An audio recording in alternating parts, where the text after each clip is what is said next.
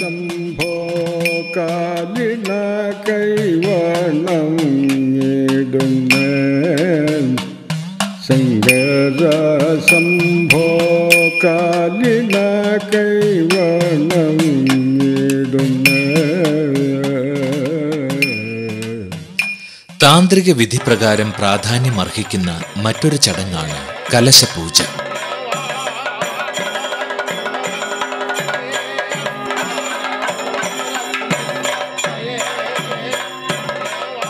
ശൈവയാഗത്തിൽ ശിവകലശമാണ് ആടുന്നത്.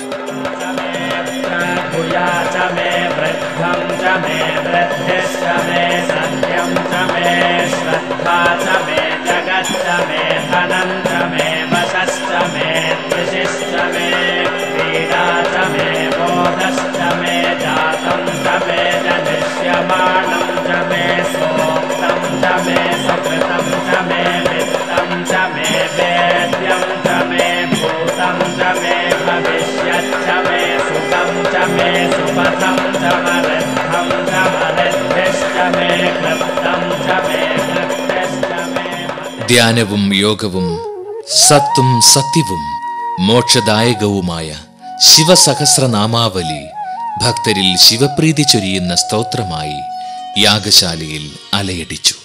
ശൈവയാഗത്തിന്റെ ഭാഗമായി വൈകുന്നേരം രുദ്രസൂക്തങ്ങൾ ഉരുവിട്ടുകൊണ്ടുള്ള പുഷ്പാഞ്ജലി ദേവനായി അർപ്പിക്കപ്പെട്ടു. ഭവദ്ഭവ്യഭൂതേശ്വരം ഭൂതനാഥം ശിവം ശങ്കരം ശംഭുമീശാനമീഡേ. ഗളീരുണ്ടമാലം തനോ സർപ്പജാലം മഹാകാലകാലം ഗണീ. താന്ത്രിക പ്രാധാന്യമില്ലെങ്കിലും ദീപാരാധനാവേളയിലെ ചൈതന്യവത്തായ ഭഗവത് രൂപ ദർശനം ഭക്തർക്ക് ആത്മനിർവൃതിയേകുന്നു.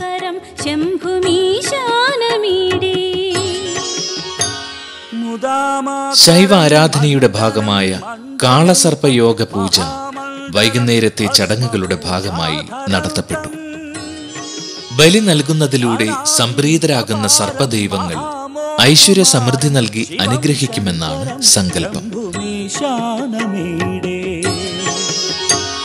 വടാധോനിവാസം മഹാടാട്ടഹാസം മഹാപാപനാശം സദാ സുപ്രകാശം.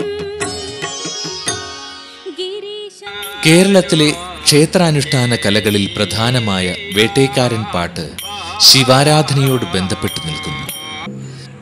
വേട്ടേക്കാരൻ പാട്ട് ശിവപ്രീതികരമായ അനുഷ്ഠാനമാണ്. പഞ്ചവർണ്ണപ്പൊടിയിലെ കളമെഴുത്ത് വേട്ടേക്കാരൻ പാട്ടിന്റെ പ്രാരംഭ ചടങ്ങാണ്.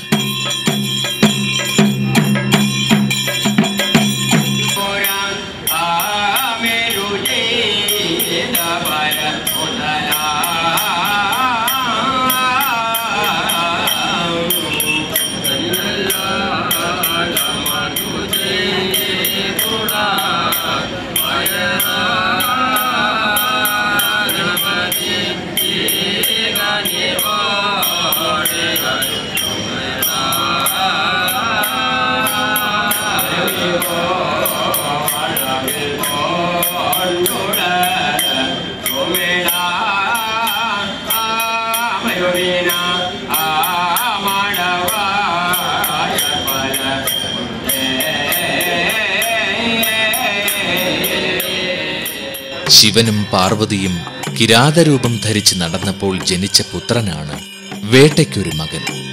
വേട്ടേക്കാരൻ പാട്ടിന്റെ പ്രാഥമിക ചടങ്ങുകളാണ് മുല്ലയ്ക്കൽ പാട്ട്, കളമെഴുത്ത് മുതലായവ. വേട്ടേക്കാരനെ ആവാഹിച്ച് കളത്തിലേക്ക് എഴുന്നള്ളിച്ച് കൊണ്ടുവരുന്നതാണ് മുല്ലയ്ക്കൽ പാട്ട്.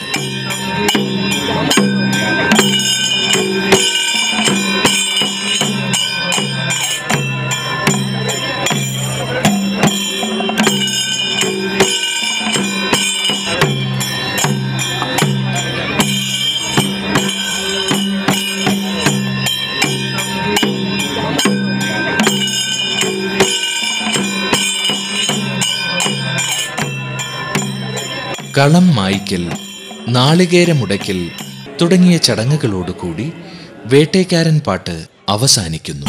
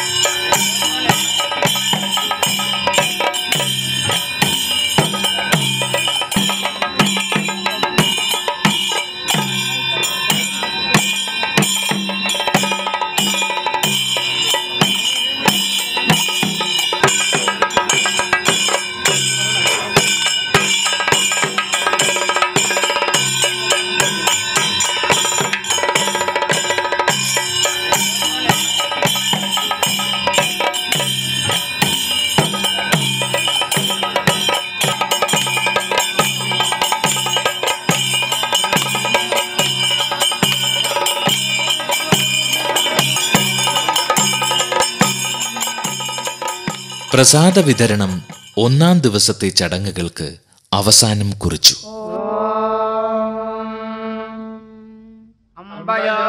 സ്ഥിതിസ്വരൂപനായ വിഷ്ണുവിങ്കൽ സർവവും സമർപ്പിച്ചുകൊണ്ടുള്ള വൈഷ്ണവയാഗം ഐരോളിയിലെ ശൈവ വൈഷ്ണവ ശാക്തേയ യാഗത്തിന്റെ 2ാം നാളിലാണ് നടത്തപ്പെട്ടത്.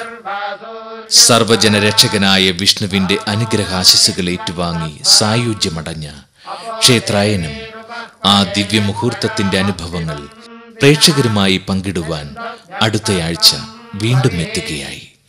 അതുവരെ എല്ലാ മാന്യ പ്രേക്ഷകർക്കും ക്ഷേത്രായനത്തിന്റെ നമസ്കാരം.